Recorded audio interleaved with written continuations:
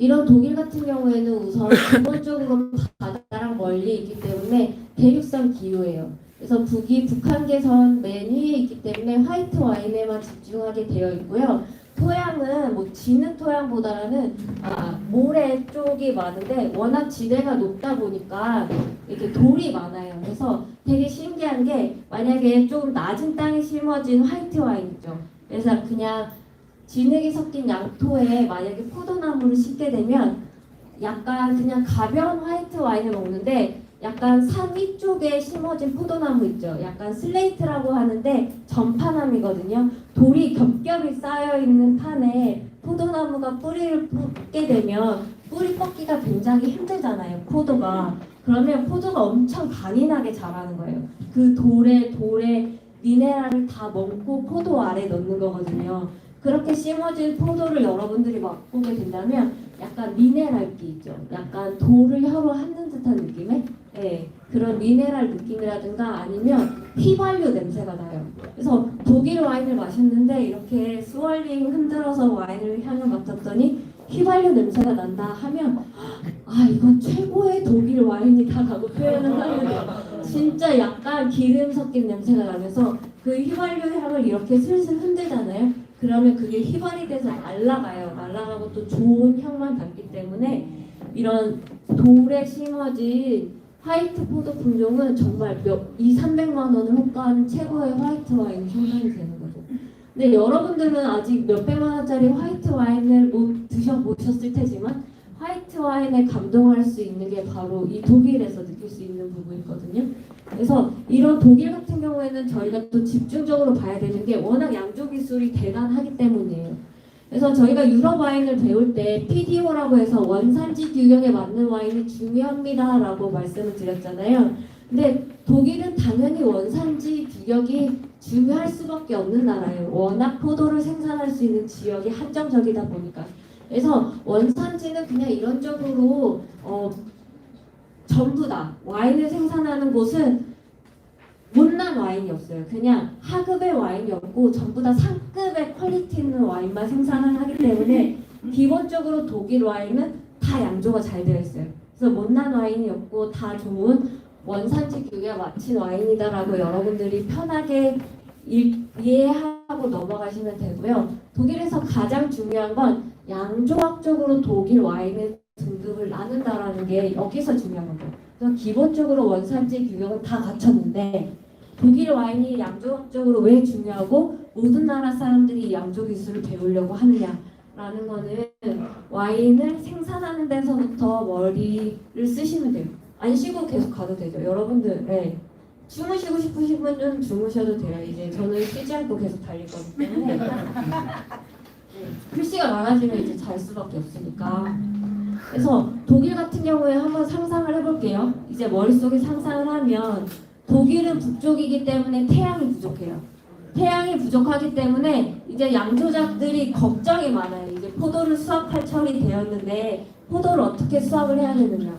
뭐 다른 유럽 같은 경우에는 8월이나 9월 초쯤에 포도를 수확을 하는데 독일은 천천히 9월 넘어서 포도를 수확을 하기 시작을 해요.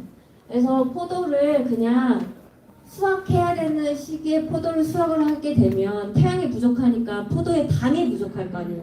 단맛이 떨어진단 말이에요. 그걸 가지고 와인을 양조를 하게 되면 그냥 가볍고 편하게 마실 수 있는 와인이 되는 거예요. 그냥 뭐 흥청망청 나밟을 수 있는 와인이 되니까 그런 와인을 바로 카비넷이라고 양조 등급으로 나눠요. 카비넷이라고 하고 근데 너무 가볍게 마실 수 있는 와인만 생산을 하면 안 되잖아요. 그래서 조금 더 일주일 기다렸다가 태양을 좀 더 받은 포도를 가지고 수확을 하면 포도가 좀 더 달달해졌겠죠? 이 조금 더 달달해져 와인, 한 시기보다 일주일 늦게 생산된 늦은 수확의 와인을 슈페트 레제라고 불러요. 근데 보통 유통되는 와인은 대부분 슈페트 레제가 많이 유통이 되고 이런 슈페트 레제 등급을 가지고 있으면 기본적으로 6~7만 원 정도 해요. 기본적으로 화이트 와인이 가격대가 있는 편이에요. 이런 슈페트 레제는 늦은 수확한 와인입니다라고 이렇게 표현을 하는 거고요. 그리고 아우슬레제라는 등급이 있어요. 아우슬레제 같은 경우에는 선별 수확했다는 뜻이거든요. 여기에서 모든 나라의 양조 기술이 독일에서 나왔다라는 걸 체크를 하시면 되는데 아우슬레제 같은 경우에는요 이제 완전히 익은 와인이죠. 완전히 익은 와인을 이렇게 뒷짐지고 돌아다니면서 하나씩 골라서 손으로 따는 거예요. 안 익은 와인은 냅두고 익은 포도만 따가지고 이렇게 수확을 해서 바구니에 넣어서 양조장에 이렇게 보내게 되는 게 아우슬레제예요. 좀 더 진하고 바디감이 있고 태양을 잘 받았기 때문에 입에 넣었을 때도 묵직한 바디감이 조금씩 생기기 시작해. 하지만 아직도 프레시한 단계예요. 이걸 바로 아우슬레제라고 하고 베렌 아우슬레제라는 게 있어요. 제가 되게 쉽게 쓰려고 노력을 많이 했어요. 되게 어렵게 많이 적혀 있는데 정말 촌스럽게 적어놨죠. 하날 하날이라고 제가 이렇게 촌스럽게 적어놨거든요. 그러니까 완전히 익은 포도 중에서도 그 포도 알에서 하나하나 또 이렇게 손으로 따가지고 양조장에 보내는 거예요. 이게 얼마나 손이 굉장히 많이 가겠어요. 그래서 베리 상태로 선별 수확하는 거를 바로 베렌 아우슬레제라고 이렇게 양조적 등급을 나누죠. 그리고 좀 더 여러분들이 더 깊게 나가면 아이스 와인이라는 와인 들어보셨나요? 네, 기본적으로 아이스 와인은 가격이 비싸요. 독일에서 시작이 됐는데 우선 얼음 와인이라고 많이 알려져 있잖아요. 와인 이름에서도 이렇게 유추할 수 있는 것처럼 영하 8도 이하에서 선별한 와인이거든요. 이것도 베렌 아우슬레제 같은 거예요. 하나 따는데 뭐가 다르냐면요. 수확 시기가 달라요. 보통 이렇게 베렌 아우슬레제 같은 경우에는 10월 말에 양조가 종료가 되거든요. 수확이 종료가 되는데 아이스 와인은 다음해 1월, 2월까지도 포도를 나무에 그냥 달아놓는 거예요. 근데 이 포도나무가 겨울을 지나고 나면 어떻게 되겠어요? 꽁꽁 얼겠죠. 우선 기본적으로 추운 시기에 꽁꽁 어는 것도 있지만 우선 늦게 수확을 하면 포도의 나무에 달려있는 채로 포도가 말라 비틀어져요. 건포도가 된다라는 거예요. 건포도가 되면 여러분들이 건포도 먹을 때 굉장히 달잖아요. 단 상태에서 포도가 얼어버렸으니까 포도 자체에 남아있는 수분조차 다 얼어버려서 수분이 없는 상태가 되는 거예요. 그나마 조금 남아있는 수분도 얼음으로 되어 있어서 이렇게 수분이 없는 상태로 빨리 수확을 하게 되면 포도가 미친 듯이 달잖아요. 미친 듯이 단 포도를 가지고 와인을 양조하기 때문에 와인이 굉장히 진하고 달고 알코올 도수가 높은 와인이 되는 거예요. 그래서 이렇게 와인을 생산을 하기 어렵기 때문에 와인을 담을 때도 조금만 담아요. 저희가 스탠다드 버틀이 750ml라고 규격이 정해져 있는 거거든요. 여러분들이 드시는 와인이. 근데 아이스 와인 같은 경우에는 생산량이 작다 보니까 한 375ml 작은 병으로 이렇게 나오는데 기본적으로 10만 원대가 넘는 와인이 나오는 거죠. 그래서 되게 신기한 게 여러분들이 이게 엄청 정말 꿀같이 달고 끝맛에서 아카치아 꽃향이 이렇게 살짝 배어서 그 단맛이 꽃향과 쓴맛으로 기분 좋게 마무리되기 때문에 기분이 되게 좋거든요. 이런 와인은 굉장히 작은 잔으로 한 잔씩 디저트로 마시는 와인이에요. 그래서 흥청망청 이렇게 큰 글라스에 마시는 게 아니라 작은 잔에 우아하게 이렇게 한 잔씩 마시는 와인인데 와인을 좋아하다 보면 스파클링 와인에도 매료가 되지만 여러분들이 식사를 할 때 가장 중요한 게 뭐예요?